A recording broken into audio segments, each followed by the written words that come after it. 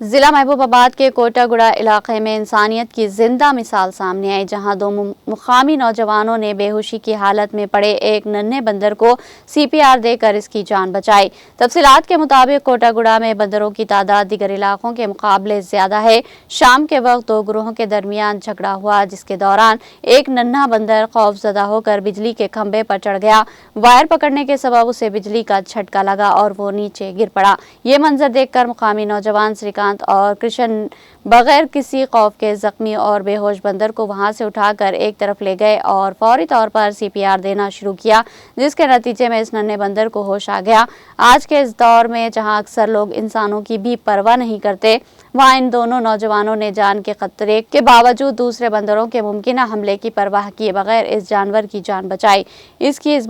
ان کی اس بہادری اور انسانیت پسندی پر مقامی لوگوں نے انہیں بھرپور انداز میں سراہا اور خراج تحسین پیش کیا۔